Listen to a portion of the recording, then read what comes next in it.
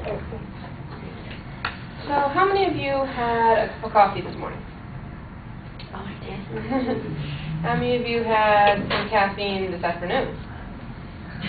I did too. I had a candy bar. How many of you had some caffeine early this evening before you came to class? Caffeine seems to be a huge part of our lives, but does it need to be? What I'm arguing here today is that the negative health repercussions of caffeine far outweigh the benefits.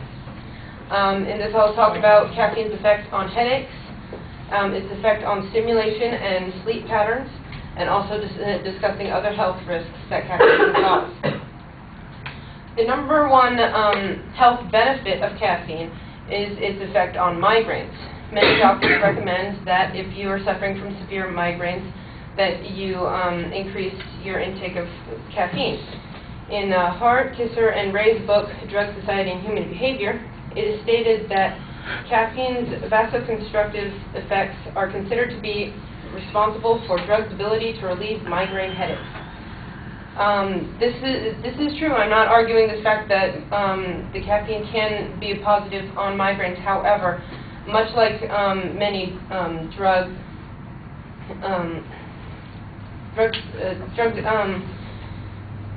can often be, the line between effect and cause can be dimmed a lot. And how many of you have heard of or even experienced something called a caffeine headache? Yeah, they're not fun. This often is caused by excessive caffeine drinking and then lowering the amount of caffeine drinking, thus causing a rather painful headache. In Marina Fisher's book, The Truth About Caffeine, she states that not only can these headaches be extremely painful, but they are also particularly immune to traditional therapies. That is, that the only way to get rid of a caffeine headache is through time or more caffeine. Being impatient society as we are, we often just cure it with more caffeine, causing a downward spiral.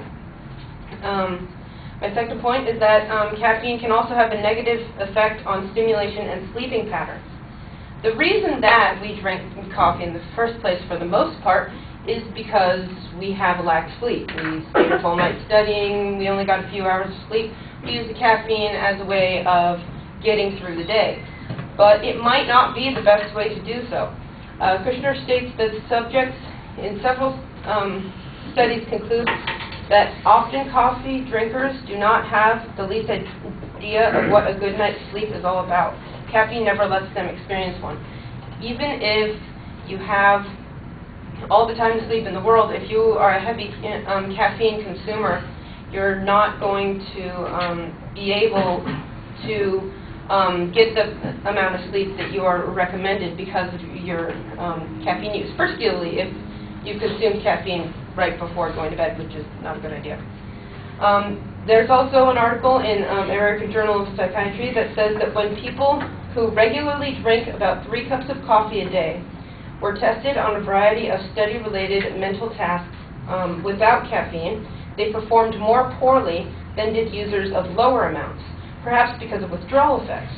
Although their performance was improved after being given caffeine, they still performed more poorly on several of the tasks than did users of low amounts. So even though we drink coffee to stay alert and stay awake, this often actually has a negative repercussion on our attentiveness and our ability to put things together. There are other risks that caffeine causes as well. One of them is it has negative reproductive effects. Studies do strongly suggest that consumption of more than about 300 milligrams of caffeine or 3 cups of coffee per day by a woman can reduce her chances of becoming pregnant, increase the chances of miscarriage, and slow the growth of the fetus so that the baby weighs less than normal at birth. This, among others, is that coffee can have a very negative effect on the reproductive system. It's also it also can increase your risk for heart disease. In a study conducted from the New England Journal of Medicine, those who drank 5 or more cups per day, who drank 5 more cups of coffee per day were 2.5 times as likely as non-drinkers to suffer from coronary heart disease. So if you have high blood pressure or you have a history of heart disease in your family, it's probably not a good idea to have a high amount of caffeine consumption. There's also indications that caffeine might have an impact on cancer. Now, there's no, though there are many correlations between coffee causing cancer, there are very few that correlate caffeine to cancer. However, there was a study by the National Cancer Institute of more than 1,500 women concluded that women consuming 250 milligrams of caffeine daily experienced a 50% increase in fibrocystic breast cancer and breast disease, which is like a benign breast cancer, while those consuming 500 milligrams experienced nearly a 150% increase. That is to say that the women suffering from fibrocystic breast disease had an increase of their symptoms with direct correlation to how much caffeine they were consuming.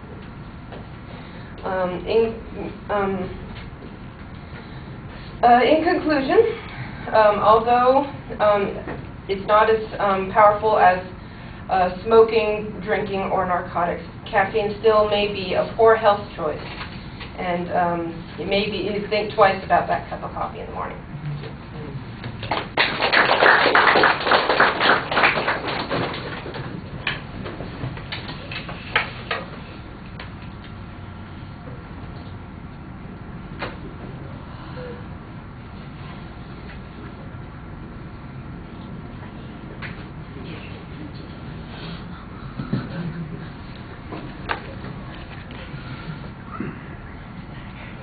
All right. The audience survey as a detention device is okay. There's a good, clear claim of fact at the beginning, and you have a easy structure that you cite, and then you signpost it throughout the presentation. So organizationally, everything is satisfactory. On the evidence, on the first point, it seemed like you're really dependent on the one source for information. On the second and the third point, so there's a lot more diversity of information, and I thought that that built your argument more effectively. I did think that the information on sleeping patterns was a little bit insufficient. There's not really any quantification on that point. In fact, when it comes to statistical information, although there's a lot of stuff that talks about risks and potential dangers, it's only the one thing that you talk right about at the end that gives us some quantifiable relationship to caffeine consumption as a risk. So I thought that you needed a little bit more information on those points, or on statistical information on the earlier points. I think that that would have made those arguments stronger. I thought you did a good job citing the sources in the presentation. You were pretty consistent about that. At the end of the speech, it sounds like you were qualifying your claim a little bit more than you were at the beginning, suggesting that the risks are not necessarily as dangerous as they might be perceived. I agree that you don't want to overclaim some of your argument, but it seems strange that it's coming on at the end. Maybe that qualifier could go at the beginning. And the background information on the migraines, for instance, I understand, I guess, that the reason for talking about that is so that it's clear why the headache issue that you're talking about later on is not inconsistent on that point, but I thought instead of helping, it was a little confusing. All right, thank you.